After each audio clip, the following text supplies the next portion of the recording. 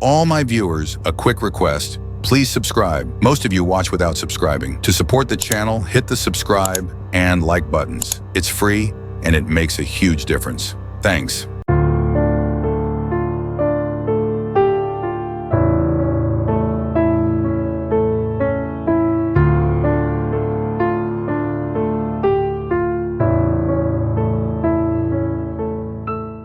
Charlotte, North Carolina, a city where crime has quietly crept in neighborhoods once considered safe.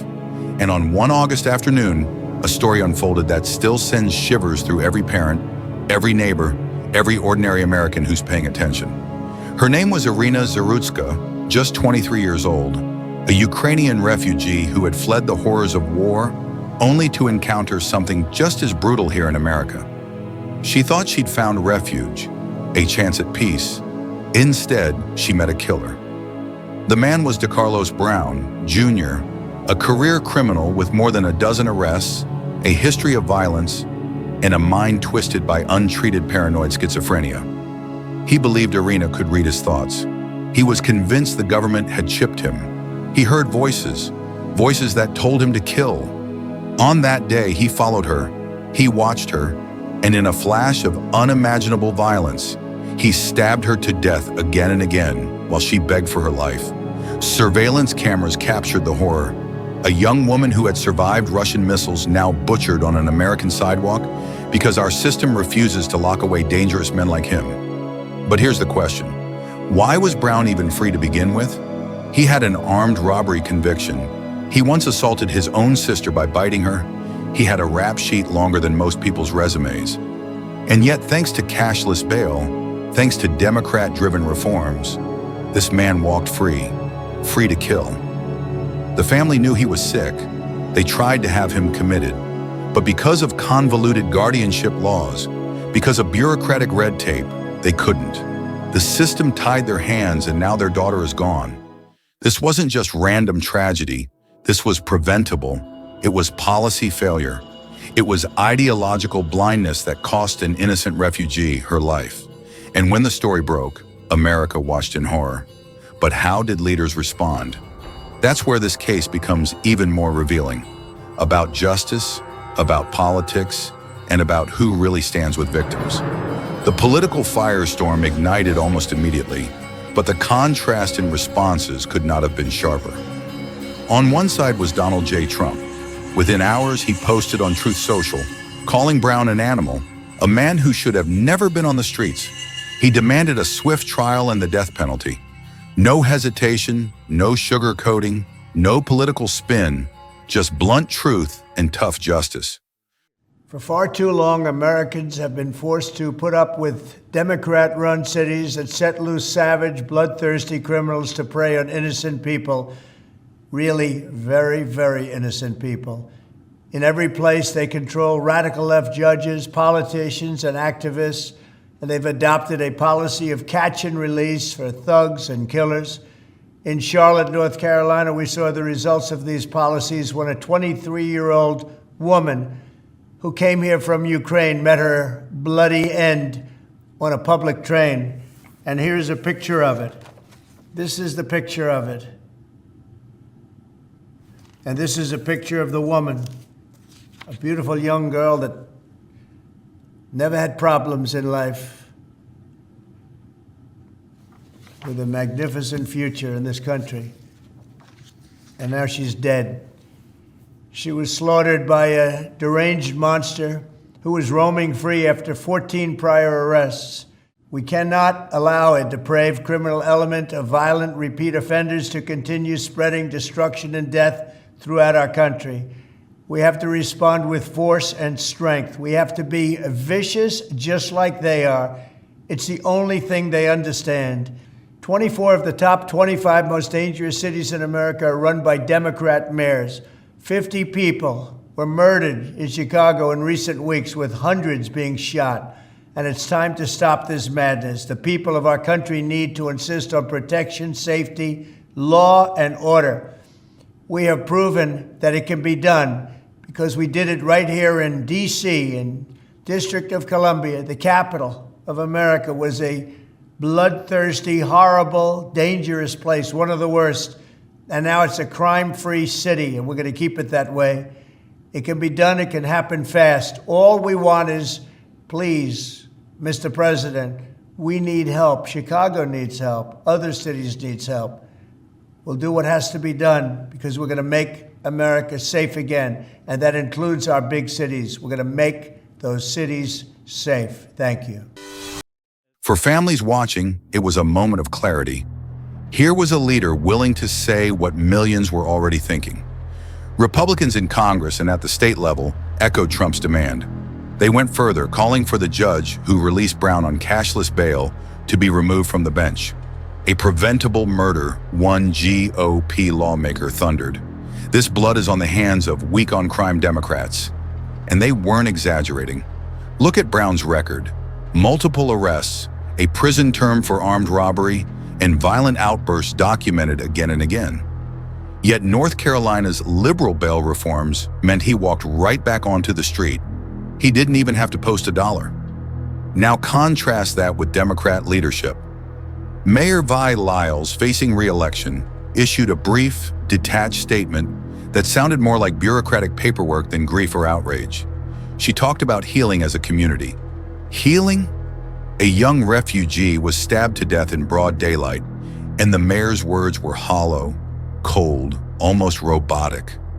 And when Republican leaders demanded accountability, what did mainstream outlets do? They ran headlines like Republicans pounce. The story wasn't the dead woman, wasn't the broken system, wasn't the monster who should have been locked up. It was how Republicans supposedly seized on the tragedy. This is how the media covers crime in Democrat cities. Blame politics, not policy. But real families are left devastated. Irina's father couldn't even attend her funeral because he's still in Ukraine, fighting for survival in a war zone. Her brother now speaks for the family, insisting her death was completely preventable. And he's right. The tragedy isn't just one family's nightmare, it's America's wake-up call.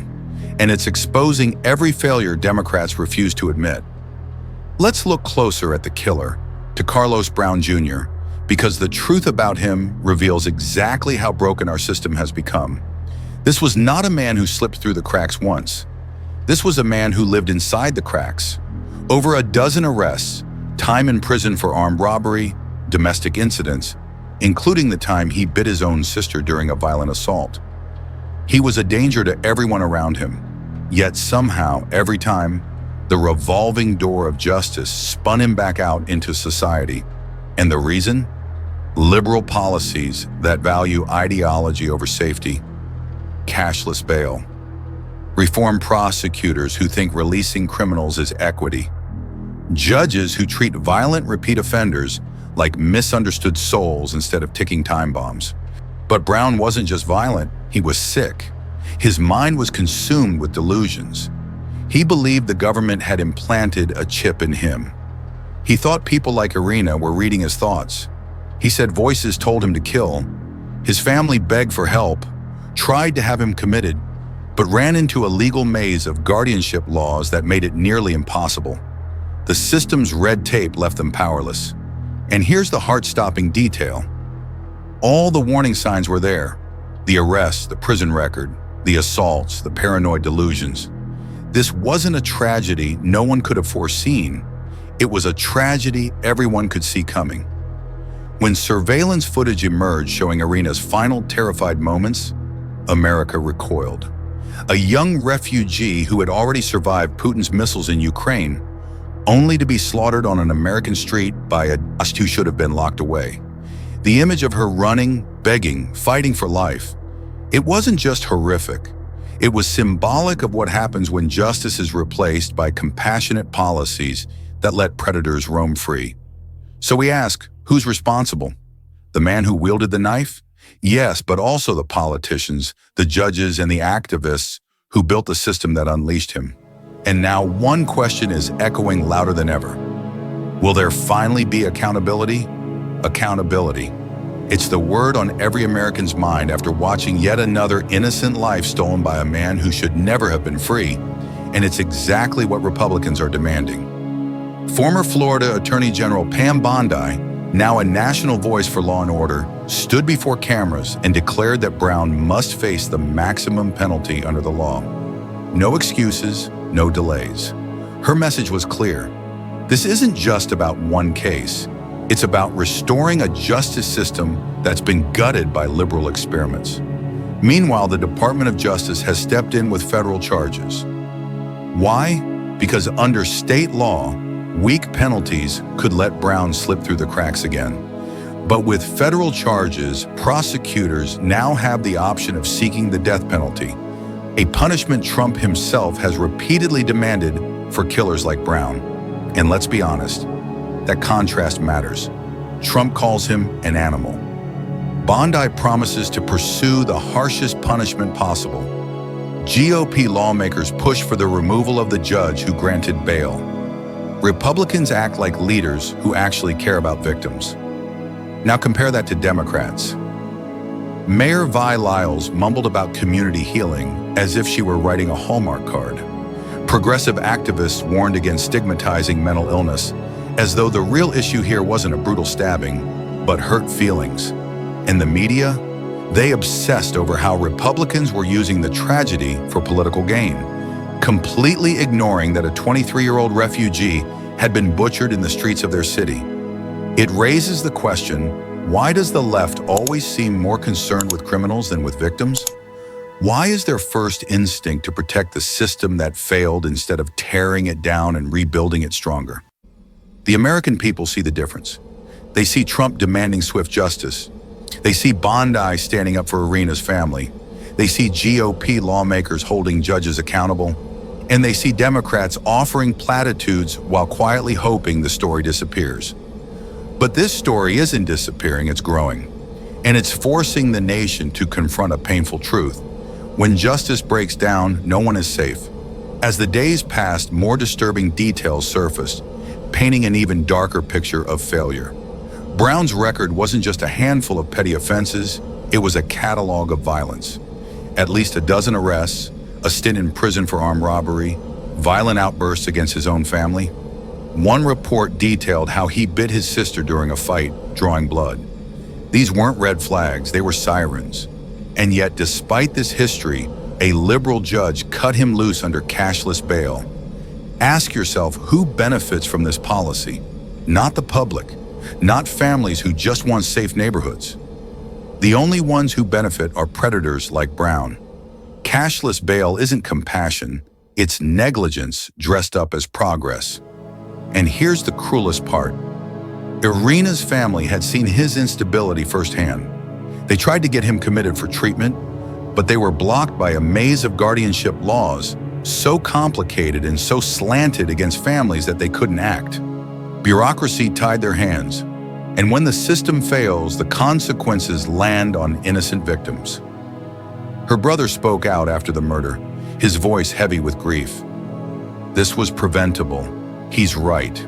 If Brown had been kept behind bars after his last violent offense, Irina would be alive. If the mental health system had worked, she'd still be here.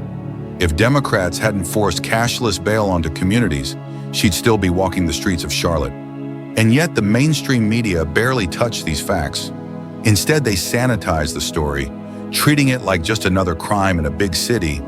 But this wasn't just another crime. This was the murder of a refugee who fled war only to find death in the land of the free. And while conservative voices shouted for justice, liberals shrugged. When Republicans demanded answers, the media rolled out their favorite headline: Republicans pounce. They always frame outrage and injustice as a political stunt. But what about the outrage of a grieving family? What about the outrage of citizens who simply want to live without fear? This isn't politics. This is survival. And it's time America admits that. The silence from the left has been deafening. And when they do speak, it's worse than silence. It's dismissive. Mayor Vi Lyles, a Democrat fighting for re-election, had the chance to stand with Irina's family, to demand real justice, to call out the failures that allowed this tragedy. Instead, she delivered a bland statement about healing as a community. Healing while a young woman's blood was still on the streets. Families don't want empty words. They want safety. They want accountability. And what about the national press? Instead of shining light on the dangerous policies that freed Brown, outlets ran headlines accusing Republicans of politicizing tragedy. They treated outrage as opportunism. They mocked Trump's demand for the death penalty as harsh. They downplayed the fact that Brown's freedom was the direct result of Democrat bail reform. Some even tried to bury the story. Believe it or not, Wikipedia editors were caught suppressing updates about Irina's murder, watering down details about Brown's criminal history and the role of cashless bail. Think about that. The world's largest online encyclopedia scrubbing a story because it clashed with the left's narrative. Meanwhile, Trump doubled down. On Truth Social, he called Brown an animal who should face the ultimate penalty. And while critics clutched their pearls, millions of ordinary Americans nodded in agreement. Because for them, this isn't abstract policy. It's the safety of their daughters, their sisters, their neighbors. The contrast is blinding. Republicans push for stronger laws, tougher judges, and real justice. Democrats offer euphemisms, cover-ups, and excuses. Which side do you think the grieving family stands with? And here's the brutal irony. Irina's father couldn't even attend her funeral. He's still trapped in Ukraine, surrounded by war. He sent his daughter to America believing she'd be safer. But the policies of American Democrats left her vulnerable to a different kind of violence. A father's worst nightmare, a daughter gone, a system that failed, and leaders who refused to admit it. By now, the story had gripped the nation. But the deeper it went, the more it revealed about America's broken priorities. Irina wasn't just another statistic. She was a refugee from Ukraine, only 23 years old, who had fled bombs and bloodshed to find safety in America. She survived Putin's missiles. She survived a war zone. And yet she was cut down in a Democrat-run city because leaders here refused to deal with violent criminals. The tragedy shook her family to its core. Her brother spoke with a fury only grief can sharpen. This didn't have to happen. He knew the truth. Everyone knew the truth. If the system had worked, if bail reform hadn't turned into a revolving door, his sister would still be alive. But the failures didn't stop at bail. They extended to mental health. Brown's family had tried to have him committed. They begged for help. But guardianship laws written by liberal legislators tied their hands. The system essentially told them, unless he wants help, you can't force it. And so a paranoid schizophrenic with violent delusions walked free until he found Irina. And when she died, the coverage itself became a scandal. Mainstream outlets buried the story. They treated it as just another crime report while dedicating endless airtime to far less consequential issues. Conservative outlets exposed the reality. The killer was a repeat offender released because of soft on crime policies. The victim was a refugee abandoned by the very system that claimed to protect the vulnerable. But try finding that narrative in the New York Times or CNN. You won't. Instead, they attacked Republicans for being too harsh, too political, as if demanding justice for a murdered refugee was somehow a partisan stunt. But ordinary Americans weren't fooled. They saw the footage. They read the police reports. They knew this wasn't about politics. It was about life and death. And as anger boiled, pressure mounted, federal prosecutors were now preparing the case. And for the first time, the death penalty was on the table. The courtroom battle is already shaping up to be historic. Federal prosecutors, backed by the Department of Justice, announced charges that opened the door to the death penalty. This wasn't just a legal move. It was a statement that the federal government would step in where weak state laws had failed. For Irina's family, it was a glimmer of hope. Her brother said plainly, if they had kept him locked up, she'd be alive. He's right. And now the nation waits to see if justice will finally be delivered. But outside the courtroom, the political stakes are growing hotter. Republican lawmakers are demanding the removal of the judge who allowed Brown out on cashless bail.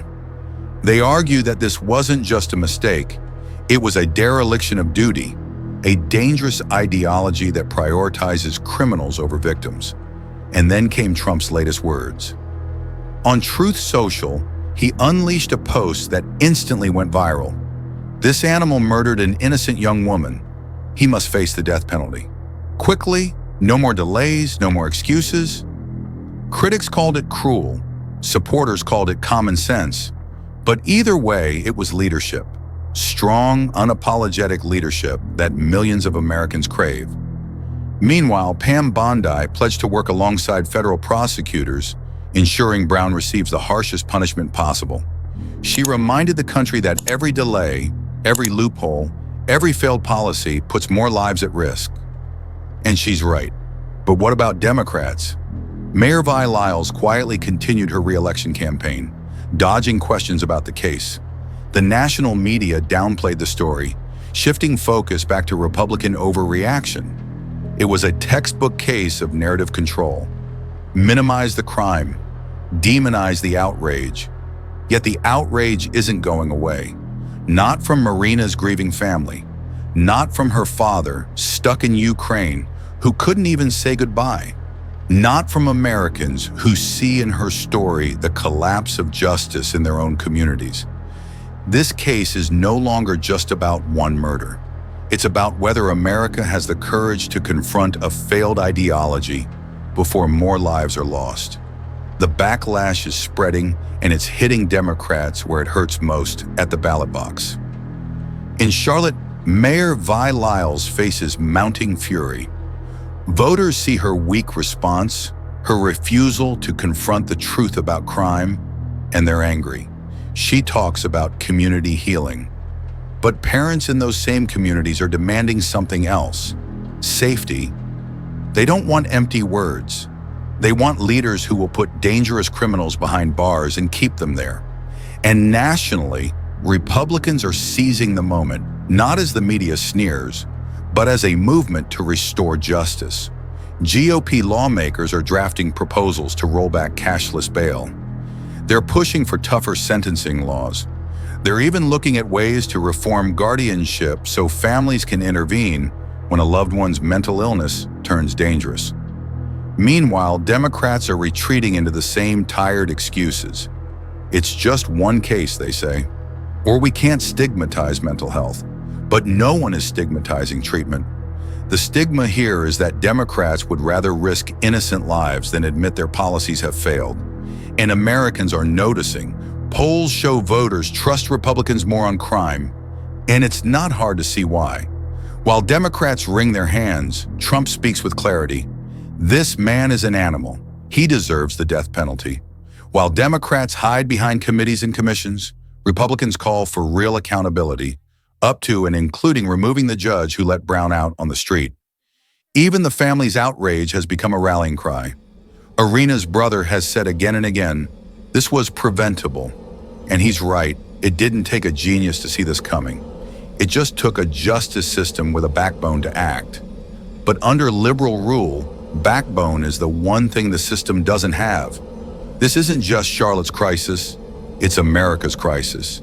And every city watching knows if it can happen here, it can happen anywhere. And so the story of Irina Zarutska is no longer just a local tragedy, it has become a national reckoning. A 23-year-old refugee who escaped bombs in Ukraine, slaughtered on the streets of Charlotte, a career criminal, paranoid and violent, set free by policies that put ideology before common sense. A family shattered, a father unable to bury his daughter because he remains trapped in a war zone, and a nation forced to ask, how many more? Republicans have made their answer clear.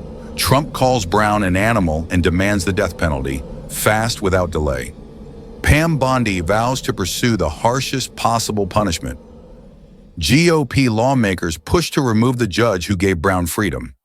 These are leaders who speak the urgency this crisis demands. Democrats, on the other hand, stumble and stall.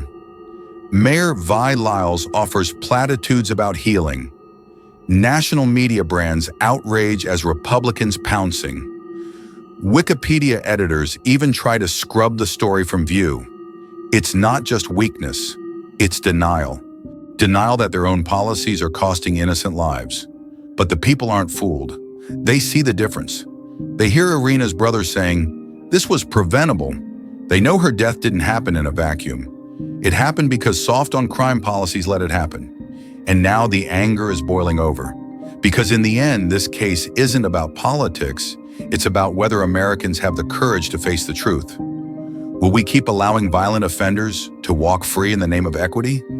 Or will we return to the principle that justice means protecting the innocent and punishing the guilty? The answer will shape the future of this country. For Irina, it's too late.